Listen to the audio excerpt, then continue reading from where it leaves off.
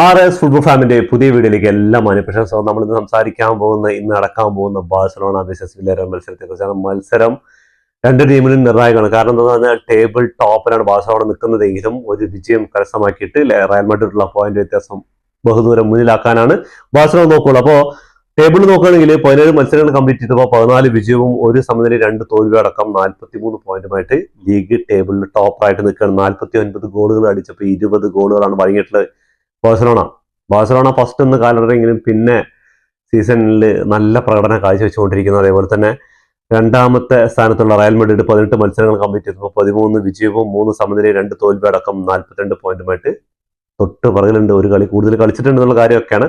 36 ഗോളുകൾ അടിച്ചപ്പോൾ 16 ഗോളുകളാണ് അവർ വഴങ്ങിയിട്ടുള്ളൂ. മൂന്നാം സ്ഥാനത്തുള്ള വില്ലേറിലാണ് 15 മത്സരങ്ങൾ കംപ്ലീറ്റ് ചെയ്തപ്പോൾ 11 വിജയവും 2 സമനില 2 തോൽവി അടക്കം 35 പോയിന്റുമായിട്ട് മൂന്നാം സ്ഥാനത്തുള്ളത്. 31 ഗോളുകൾ അടിച്ചപ്പോൾ 13 ഗോളുകളാണ് വഴങ്ങിയിട്ടുള്ളത്.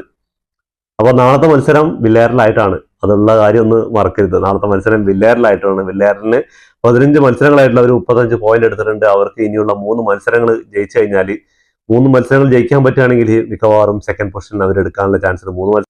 അപ്പോൾ ഇനിയുള്ള 3 മത്സരങ്ങൾ ജയിച്ച് അവർ രണ്ടാം സ്ഥാനത്തിലേക്ക് എത്താനാണ് ബാഴ്സലോണയായിട്ടുള്ള പോയിന്റ് കുറയ്ക്കാനും നാളത്തെ മത്സരം നോക്കുന്നത്. പക്ഷെ അവസാനം നടന്ന കോപ്പ ഡെൽ റേയിൽ ഇവര് 2-1 പരാജയമേറ്റ് 2-1 2-0 പരാജയം ഏറ്റുവാങ്ങിയിട്ടുണ്ട്. അത് തേർഡ് ഡിവിഷൻ ക്ലബ്ബുകളായിട്ടുള്ള മത്സരത്തിലായിരുന്നു കോപ്പ ഡെൽ റേയിൽ ഇവര് പരാജയം ഏറ്റുവാങ്ങിയിട്ടുണ്ട്. അപ്പോൾ വില്ലേറിന് നാളത്തെ മത്സരം എന്തായാലും നിർണായകമാണ്. അപ്പോൾ രണ്ട് ടീമുകളും നല്ല ഉശിരം പോരാട്ടം വില്ലേറിന്റെ ഹോം ഗ്രൗണ്ട് വെച്ചിട്ടാണ് മത്സരം നടക്കുന്നുള്ള കാര്യമാണ്. ബാഴ്സയ്ക്ക് ഒരു ചെറിയ ടഫ് എന്നുള്ളത്. ബാക്കി എല്ലാ കാര്യങ്ങളും നോക്കുമ്പോൾ ബാഴ്സ ഇപ്പം മിന്നും ഫോമിലാണ് കളിക്കുന്നത്.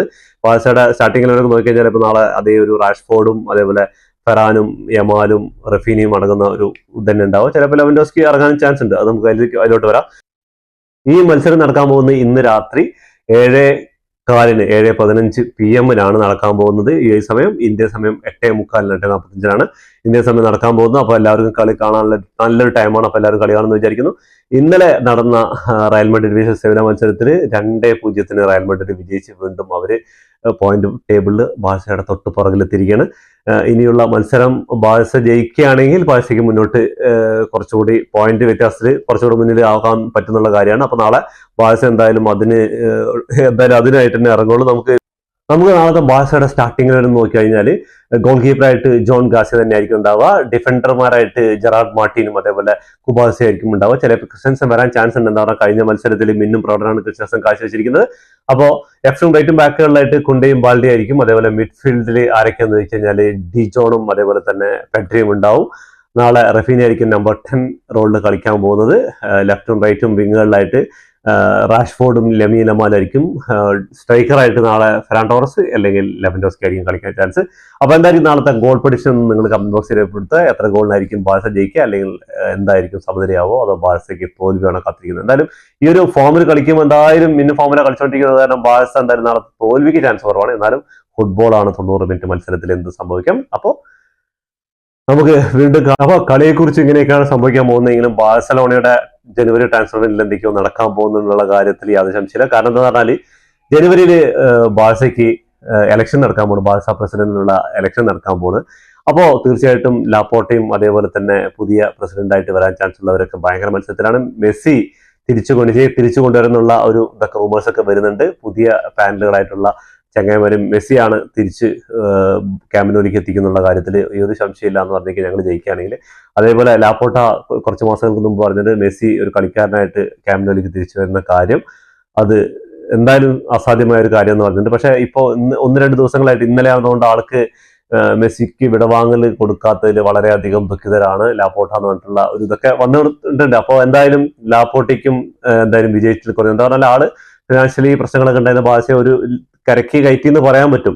ബർത്തോമ ഉണ്ടാക്കി വെച്ച പ്രശ്നങ്ങളൊക്കെ ആ ഒരു വിധം സോൾവ് ചെയ്തിട്ട് ആളൊരു ലെവലിലേക്ക് എത്തിക്കുമെന്ന് പറയാൻ പറ്റും. പക്ഷെ ആ ഒരു ലയണൽ മെസ്സി എന്ന ലെജൻഡിന്റെ വിടവാങ്ങൽ ഇതുവരെ ആൾക്കൊരു ഫെയർവെൽ പാർട്ടി പോലും കൊടുക്കാതെയാണ്, ഒരു പരിഗണന പോലും കൊടുക്കാതെയാണ്. ഇപ്പൊ ക്യാമ്പ് നോ ഉദ്ഘാടനത്തിന് ഒരു സ്റ്റാച്ചു വെച്ചത് കൊണ്ടൊന്നും ആയില്ല.